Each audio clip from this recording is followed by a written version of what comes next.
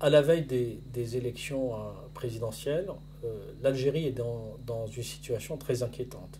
Et pour des raisons objectives. D'abord, l'économie qui repose à 98% sur les hydrocarbures va très mal.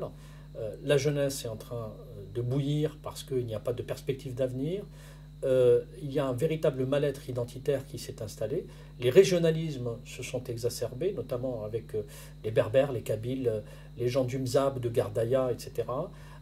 Il y a un contexte régional qui n'est pas sain, qui n'est pas simple, avec la crise en Libye, la crise au Sahel. Il y a une surmilitarisation je dirais, l'armée algérienne. Mais il y a aussi quelque chose qui n'était pas apparent, c'est aujourd'hui de véritables fissures au sein même du système et du pouvoir algérien. Tout ceci n'augure rien de bon parce que justement le système a pu entretenir une sorte d'état-nation jusque-là en préservant sa propre homogénéité. Or, là aujourd'hui, c'est cette homogénéité qui est en train de se fissurer et c'est ce qui me laisse dire qu'il y a un risque pour l'avenir de l'Algérie si une autre gouvernance n'est pas très vite trouvée, et en tout cas s'il n'y a pas une véritable rupture avec le pouvoir actuel. L'autre danger, c'est qu'il y a un risque d'affrontement entre le pouvoir et la population.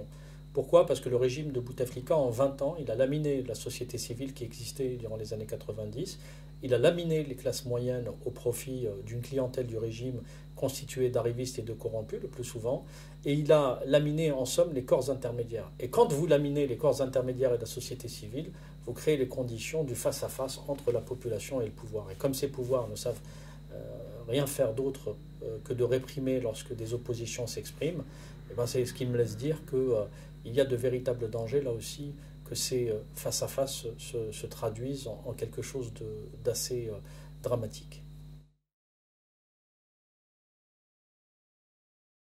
Je pense en revanche qu'il y a des risques que les dissensions qui sont visibles au sein du régime ne se traduisent en affrontements au lendemain de la mort de Bouteflika, puisqu'il va bien mourir un jour, comme nous tous, quoi que puissent en penser ses soutiens. Et par conséquent, c'est là où l'homogénéité du système ne va plus être assurée, parce qu'il y a des intérêts divergents, tant au niveau des intérêts personnels et claniques qu'au niveau des visions qu'ont les uns et les autres sur l'avenir de l'Algérie.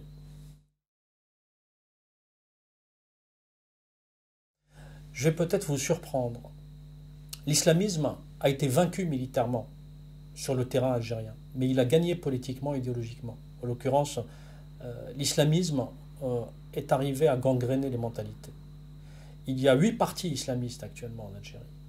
Lorsque Bouteflika est arrivé, les groupes terroristes étaient, comme je le disais, laminés sur le terrain. Il les a réhabilités politiquement, et d'ailleurs, quelques années plus tard, ce qui était je dirais, des résidus de groupes terroristes, a fait allégeance à Al-Qaïda et est devenu Al-Qaïda au Maghreb islamique, faisant de l'Algérie le bateau amiral du terrorisme régional. La crise sahélienne qui a poussé les Français à intervenir à travers notamment l'opération Serval a montré que la zone sahélienne a été infectée à partir de l'Algérie. Par conséquent, dire que le régime de Bouteflika a été un antidote à l'islam politique est une totale supercherie. En Algérie, les islamistes sont à la fois au pouvoir et dans l'opposition et dans les moindres recoins de la société. Ils dictent la norme à la fois religieuse et ils dictent le normatif social. On n'a jamais vu autant de voiles, autant de femmes voilées en Algérie. On n'a jamais vu autant de bigoterie en Algérie.